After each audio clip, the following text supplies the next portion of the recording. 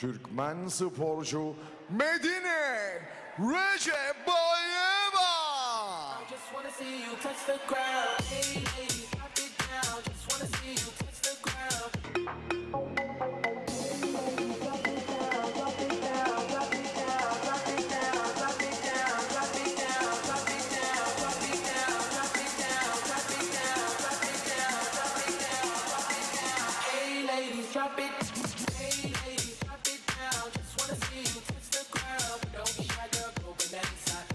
Medine Recebayeva.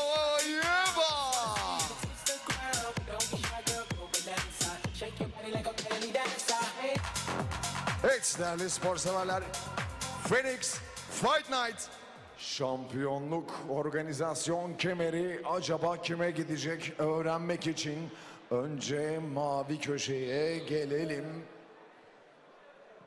Önce mavi köşede 18 yaşında 1.62 boyunda 53 kilogram ağırlığında profesyonel kariyerinde 9 maç yaptı. 8'ini kazandı, sadece bir kez kaybetti.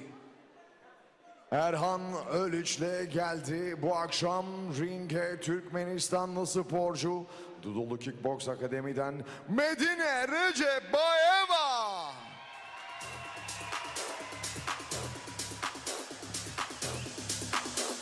Ve rakibi kırmızı köşede temsilcimiz 31 yaşında 1.65 boyunda 54 kilogram ağırlığında profesyonel kariyerinde 11 maç yaptı. 8'ini kazandı, sadece 3 kez kaybetti.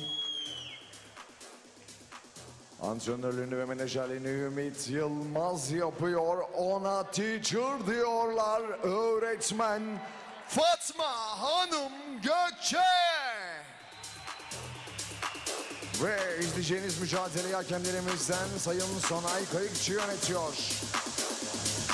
Karşılaşmamızı Sonay Kayıkçı yönetiyor değerli izleyenler.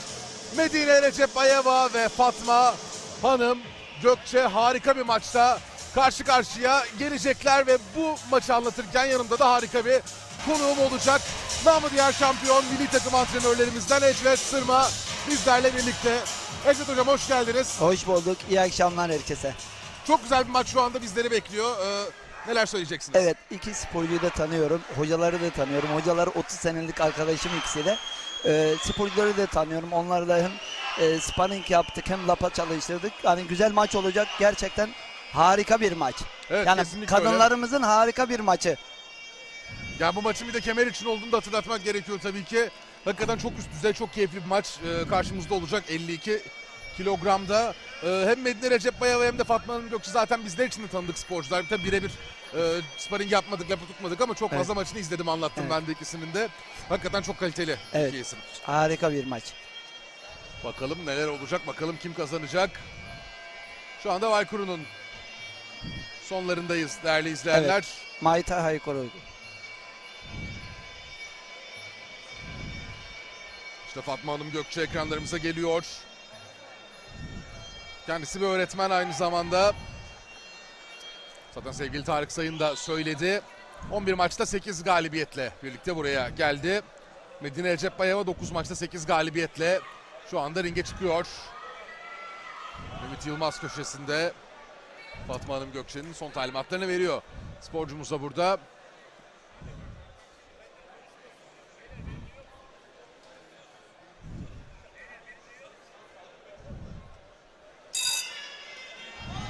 Mücadelemiz başladı. Evet. Beyaz ağırlıklı kıyafetiyle Medine Recebayeva, siyah şortu ve kırmızı eldivenleriyle Fatma Hanım Gökçe ringlerini almış durumda. Medine hızlı başlamak istedi, ayağı iplerin içine biraz takıldı orada. Fatma da her an tabii ki fırsatı değerlendirme çabasında olacak rakibine karşı.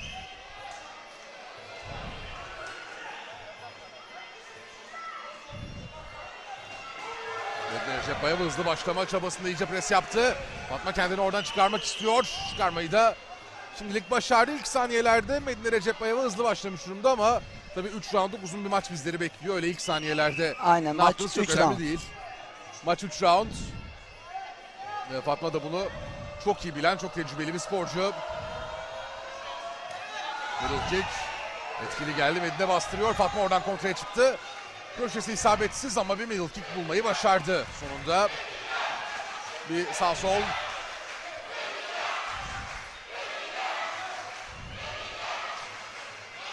Biraz sağ sol denedi.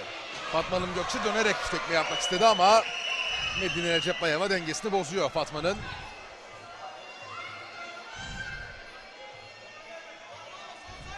Fatma Hanım Gökçe 1.65 boyunda. Medine Recepbayeva 1.62 boyunda. İyi geldi. Sollarıyla geldi Medine Recepbayeva burada. Fatma Hanım Gökçe kendini yine oradan çıkarmayı başarıyor ama darbelerin miktarı biraz artmaya başladı.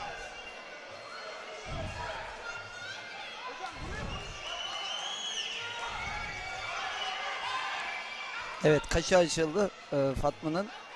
Hemen bir doktor kontrolü istiyor burada mücadelemizin Yok, hakemi. Sonay Kayıkçı. Orada kötü bir açılma da olabilir gibi. Sağlık ekiplerimiz bakalım ne diyecekler. Güzel bir maç devam ediyor şu ana kadar. Böyle erken sona ermesini istemeyiz. Böyle talihsiz sona Aynen. ermesini istemeyiz aslında. Özellikle kendi sporcumuz olunca tabii ki ama önemli olan sporcu sağlığı. Bakalım hakemlerimiz ne karar verecek. Şu anda kontrol yapılıyor görebildiğiniz gibi.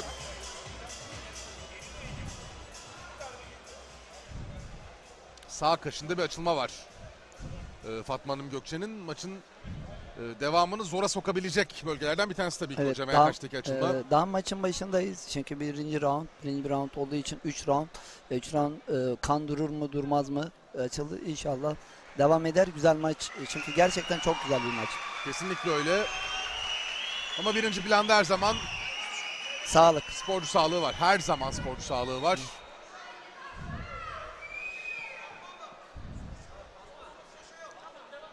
Bir yandan sağlık ekipleri kontrolde, bir yandan hakem heyetimiz de oraya gitti ve evet karşılaşma devam edecek.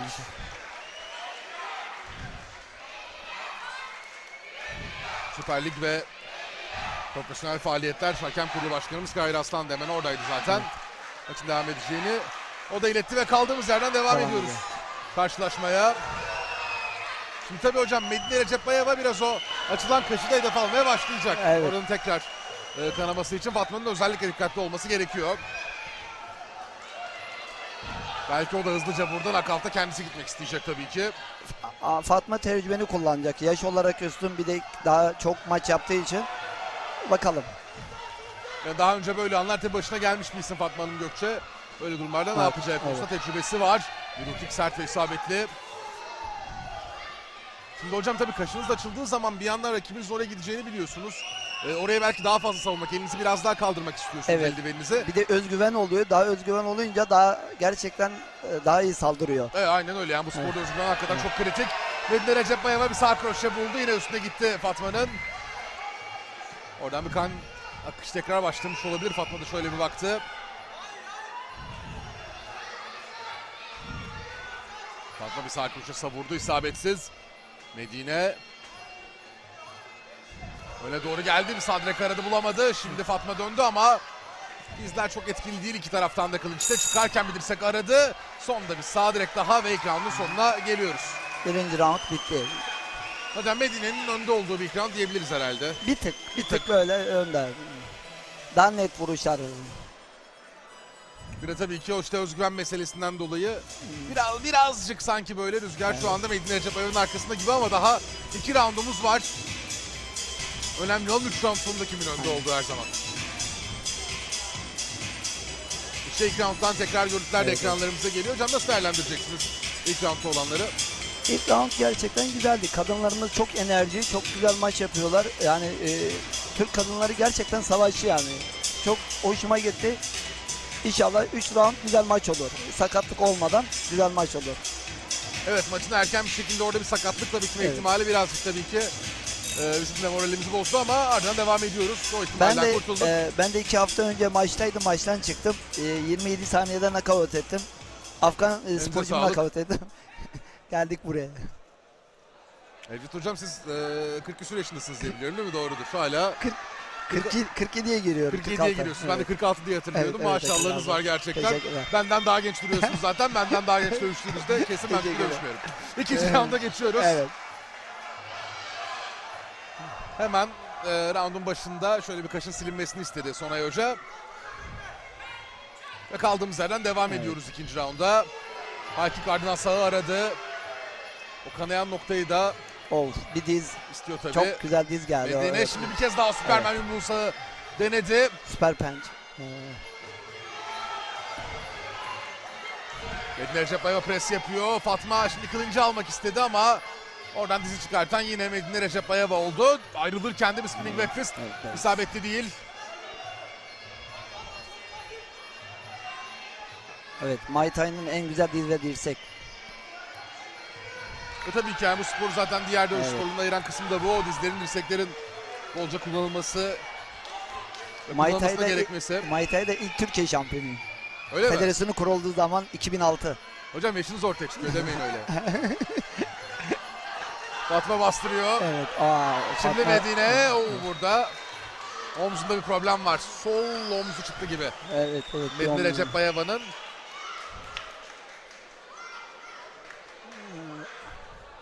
Orada hemen hocası omzunu, Bir sıkışma oldu galiba evet, orada. omzunda bir problem var.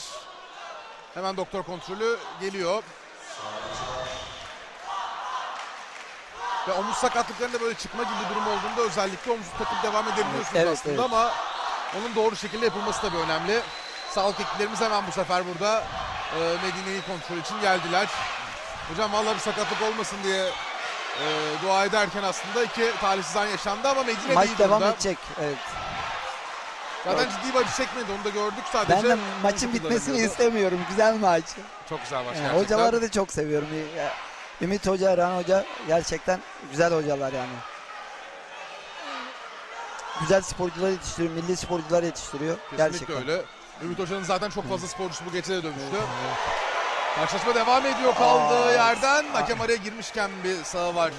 Fatma'nın iki sporcu da dinlemesi gerektiği konusunda uyarı geldi. Sonay Hoca'dan. Şöyle bir diz aradı Medine. Sağ koşu yine savurdu. Bir sağ bir sol daha. Fatma Hanım Gökçe spinning back fist biraz omuzda kaldı, ardından sağ kroşe. Kontrası isabetli geliyor. Yine o Süpermen yumruğu geldi. Medine Recepbayeva'dan. Poşkik. Çok güzel bir poşkik geldi. Rakibi durdurdu. Artık ikinci roundun son dakikasının da içindeyiz değerli izleyenler.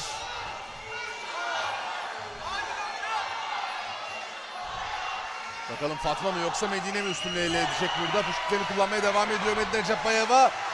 Dönerek tekme yapmak istedi Fatma. Medine onun dengesini bozmayı başardı. Düşüncesi güzeldi, zaman yakalaması lazım. Evet. Hocam o çok kritik zaten, çok iyi bildiğiniz üzere. Evet. O timing meselesi, o zamanlama meselesi. Evet. Bu sporların en kritik noktalarından bir tanesi. Sol kroşe istiyor Fatma Hanım Gökçe. Sert yumrukları da var.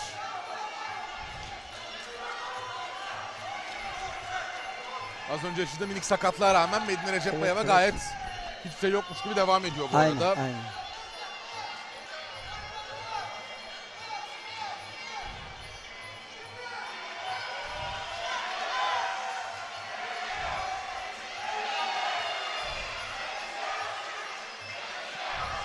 İkinci roundun artık son anlarını yaşıyoruz.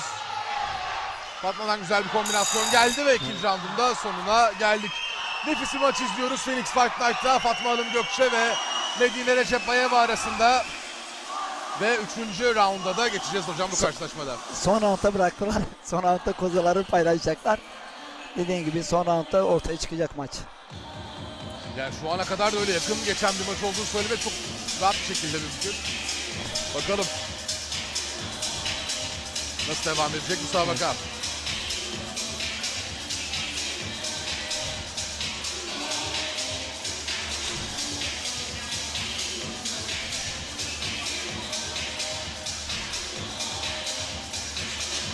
İşte ikinci rounddan görüntüler de ekranlarımıza yansıyor değerli izleyenler.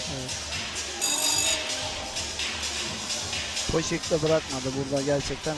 Bir de sağ direk vuruyor. Köşelerde güzel talimatlar veriliyor. Bakalım son roundda ortaya çıkacak. Son roundda her şey ortaya çıkacak. En Efe önemlisi Tırman'ın de söylediği gibi. evet, en önemlisi de kondisyon. Ne olursa olsun kondisyon çok önemli. Maçın Hocam, bütün şey kondisyon. kesinlikle öyle yani 3 round süren Evet. bir spor olduğunu hatırlamak Evet. gerekiyor. Çok fazla da görüyoruz yani. Gücü 3. rounda yetmeyen, kondisyonu yetmeyen sporcuları hakikaten. Çünkü tekme ve boks kullandığın için %100 kullanıyorsun. Bir de diz var arada, dirsek. Muay Thai'nin clinch bir de maç ortaya çıkıyor. Evet, az önceki pozisyonun kafa karışıklığı oldu. Fatma'nın ayağı kaymıştı orada köşede. Hakemin sayacağı bir durum yok. Saymaktan da vazgeçti. Mücadelemizde hakemi Sonay Kayıkçı. 3. round.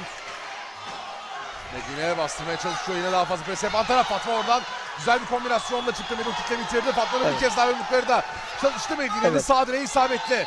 3. roundda Ecvet Sırma'nın söylediği gibi maç iyice açıldı. Maç kırıştı. Ortaya evet.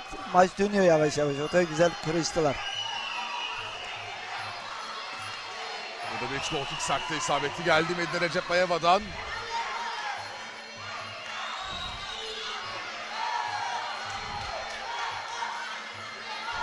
Artık hatanın telafisi olmayan anlara geldik. Sağ direk ardından bir push kick. Fatma Hanım Gökçe. Sol kroşe yaradı bulamadı.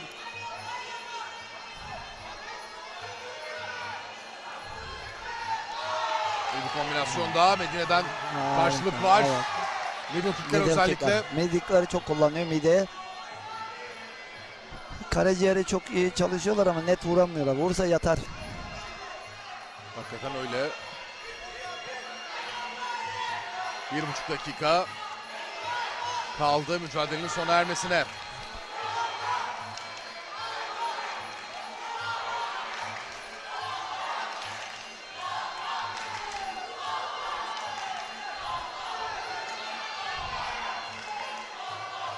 Artık son bölümlerindeyiz karşılaşmanın. Burada Evet, atılacak her darbenin çok büyük önemi var.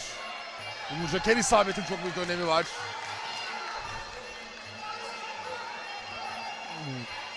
Sağ direkt boşa gitti. Fatma bastırdı. Medine biraz kontra çıkmak istedi ama bu kırışmadan iyi ayrılan taraf. Fatma oğlu dönen tekme. Gardta kaldı. Bir sol sağ ardından Fatma Hanım Gökçe. Low kick'i bağlarsa mükemmel olur. Orta seviye çalışıyor. Low kick daha güzel olur. Yine bir iki kombinasyonu. Güzel maç. Bir altı tekme denemesi. Fatma bunu savuşturdu. Sağ kroşe Medine'den bir de diz çıkardı. Ardından Bir diz daha. bir diz daha geldi. Kılıçta etkisini gösterdi böylece. Medine Recep Bayeva. Artık son bölümündeyiz. Karşılaşmanın son saniyeler içindeyiz artık. Kılıçta burada daha etkili olan taraf Medine oldu az bir farkla. Fatma şimdi bir diz aradı. Dönerek oradan ayrıldı. Medine ve mücadelemizin sonuna geliyoruz. Ecvet Sırma hakemlerimizi bayağı zor bir karar bekliyor şu anda. Aynen. Hakemler çok zor durumda. Bakalım burada kazanan kim olacak? Fatma Hanım Gökçe mi yoksa Medine Recep Bayeva mı? İki sporcu da sağlık kontrollerinden maçın bitme ihtimalinden döndüler. Evet. Bu noktaya kadar geldiler. Ve ardından da iş hakemlere kaldı. Bakalım kazanan kim olacak? Kemer de kızımın elinde. Öyle mi? Evet. Siz ringe doğru oynayacak mıyız onun yanında? O da dövüşüyor. O da dövüşüyor yani. Hayır, siz çıkacak mısınız şu an ringe onu soruyorum. Yok buradayım ben. Ama tamam maçı bitirdik de o zaman kararı verdikten sonra size vedalaşalım. Bir yandan işte 3. round'dan görüntüler ekranlarımıza. Kızım ikisi de antrenman maçı yaptı. Salonda yani. Salonlarda birlikte oynadı. Süper hocam Allah başlasın. Hoş geldiniz Yusuf Bey. Hocam yönetmenimiz bu arada iletiyor. Size ağzınıza sağlık bir veda edelim. Ardından sonuca doğru geçeceğiz. Çok sağ olun. Tamam, ben de Değerli yorumlarınızdan dolayı. Ekran Son bekleyeceğiniz başında- varsa ekleyin hemen. Ekran başında bizi izleyen herkese çok teşekkür ederim. Hepsine selamlar. Bütün muşlara çok selamlar. Gerçekten çok güzel maçtı. Kadınları tebrik ediyorum. Kadınlar her zaman var olsun. Gerçekten renkleri de yakışıyorlar. Teşekkür ederim. Ben de çok teşekkür ederim. Çok sağ olun hocam. Teşekkürler. Namı diğer şampiyon Ecvet Sırma bizlerle birlikteydi. Milli takım antrenörümüz ve ringe doğru dönüyoruz. Tarık Sayın sonucu açıklayacak. Az önce izlemiş olduğunuz mücadeleyi hakemlerimizin vermiş olduğu puanla kazanmayı bildi.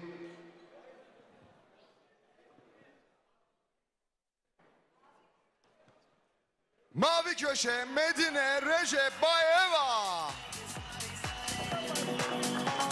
Ana sponsorumuz Ege Cunda Balık ve sahne Marin'den Sayın Yusuf Keskin Beyefendi takdim ediyor sporcumuzun kemerini. İşte centilmence başarı dileklerinde de bulundular.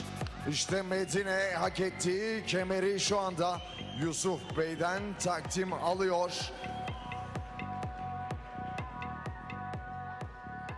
Tamam. Ve plaket takdimimizi de hemen gerçekleştirelim. Sayın İskender Erdoğan, Yusuf Keskin Beyefendi'ye ana sponsorumuz Ege Cunda Balık ve Sahne Marin Yönetim Kurulu Başkanımızdan takdim ediyor. Çok hızlı görüşlerinizi de rica edeceğiz. Neler söyleyeceksiniz? Tabii ki. Tekrar herkese iyi akşamlar. Sahne Marin ve Ege Cunda Balık katkılarıyla düzenlemiş olduğumuz Phoenix Fight Night organizasyonumuza tekrar hepiniz hoş geldiniz. Bu gecenin bir de arka planı var biliyorsunuz. Sponsorları oluyor ve bizim ana sponsorumuz sağ olsun. Biz bu projenin onayını 5 dakikada yaptık arkadaşlar. Oturduğumuzda Yusuf Bey'e projeden bahsettim. Sağ olsun kendisi de maddi manevi her anlamda yanımda oldu. Çok teşekkür ediyorum kendisine. İyi ki varsın. İyi ki seni tanıdım abi. Ve yine tanımama vesile olan değerli kardeşim Batuhan'a da çok teşekkür ediyorum. Gece sizin. İyi geceler diliyorum. İyi akşamlar sevgili spor severler. Öncelikle hoş geldiniz. Phoenix Fight Night adı altında bu organizasyonu yapan İskender Erdoğan kardeşime çok teşekkür ediyorum. Çok başarılı bir organizasyon. Bu organizasyonun da ana sponsor olmaktan gurur duyuyoruz. Sporcu arkadaşlarımızın hepsine başarılar dileriz. Tekrar iyi akşamlar.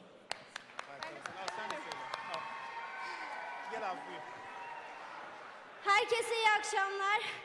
Öncelikle antrenörüm Erhan Ölüç'e şu ana kadar bana inanarak hep elini omzumda tuttuğu için çok teşekkür ederim. İyi ki varsın hocam.